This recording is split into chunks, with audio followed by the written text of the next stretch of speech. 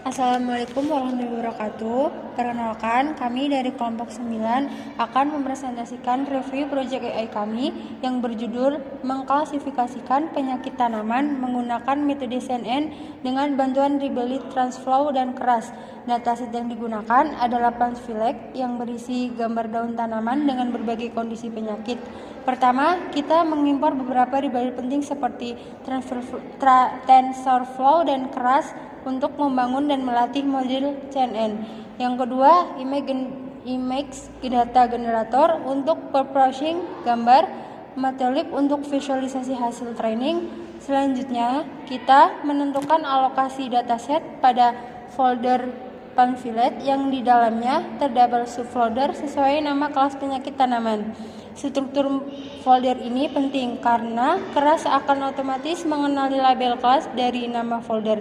Kemudian setelah itu dilakukan preprocessing data, yaitu yang pertama normalisasi pixel gambar dari rentang 0 sampai 255 menjadi 0 sampai 1 menggunakan recycle 1/255. Yang kedua, pembagian data menjadi 80% data training dan 20% data validation menggunakan validation split sama dengan 0,2. Semua gambar diubah ukurannya menjadi 128 x 128 pixel agar seragam dan mempercepat proses training.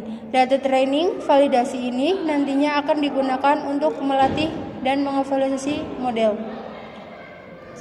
Yang kedua akan dijelaskan oleh Sri. Yang kedua yaitu kita akan arsitektur modelnya, arsitektur model dari CNN dan proses training. Arsitektur model ini digunakan modelnya yaitu sequential model yang artinya layer disusun secara berurutan. Model ini terdiri dari beberapa bagian utama. Pertama, convolution layer yang berfungsi untuk mengekstraksi ciri-ciri penting dari gambar seperti tepi, tekstur, dan juga pola penyakit. Pada model ini digunakan 3 convolution layer dengan jumlah filter 32 filter, 64 filter, dan 128 filter. Setiap convolution layer ini diikuti oleh max polling layer yang berfungsi untuk mengecilkan ukuran fitur map agar komputasi lebih efisien dan mengurangi overfitting. Setelah itu, hasil ekstraksi fitur diratakan menggunakan flatten, lalu diteruskan ke dense layer sebanyak 128 neuron dengan fungsi aktivasi ReLU atau RLU. Untuk mencegah overfitting ini digunakan dropout sebesar 0,5 yang berarti setengah neuron atau akan dinonaktifkan secara acak saat training. Pada bagian akhir terdapat output layer dengan aktivasi softmax atau di mana jumlah neuron itu disesuaikan dengan jumlah kelas penyakit tanaman yang ada pada dataset kita. Kemudian modelnya juga dikompilasi menggunakan optimizer Adam karena cepat dan efisien. Kemudian di loss function dengan categorical cross entropy karena kasus ini klasifikasi kelas multikelas. Kemudian matrix accuracy untuk mengukur tingkat ketepatan model. Model kemudian dilatih selama 10 epoch dengan data training dan data validation untuk memantau performa model selama proses training berlangsung. Selanjutnya kemudian oleh Rahma. Pada bagian terakhir saya akan menjelaskan evaluasi model dan visualisasi hasil training. Setelah proses training selesai, model diuji menggunakan data validation. Untuk mengetahui performanya, terdapat data yang belum pernah dilihat sebelumnya.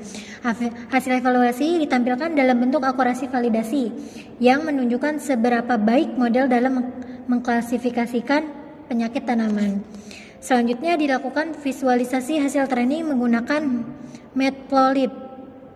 Matplotlib.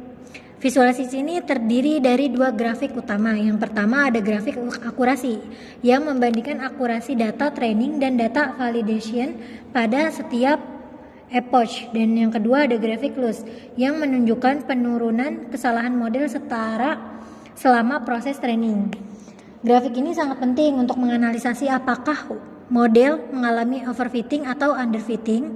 Jika akurasi training dan validation seimbang serta loss menurun, maka model dapat dikatakan bekerja dengan baik. Sebagaimana disimpulkan, kode ini menunjukkan bagaimana CNN dapat digunakan secara efektif untuk klasifikasi penyakit tanaman, mulai dari processing data, pembangunan model, training, hingga evaluasi hasil. Sekian penjelasan dari kami. Kurang lebihnya kami mohon maaf. Wabillahi taufiq wal hidayah. Wassalamualaikum warahmatullahi wabarakatuh.